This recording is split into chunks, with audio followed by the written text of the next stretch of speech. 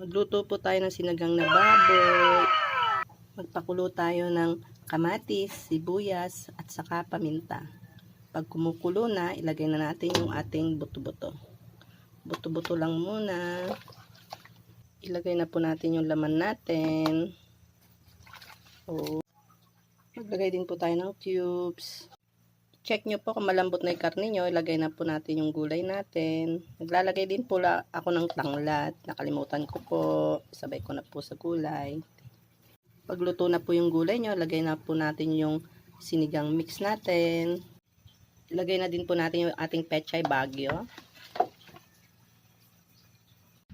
Lagay na din po natin yung siling green. Tikman nyo po. Kung matabang, maglagay po tayo ng granules. Salamat po sa panonood. Sa uulitin po.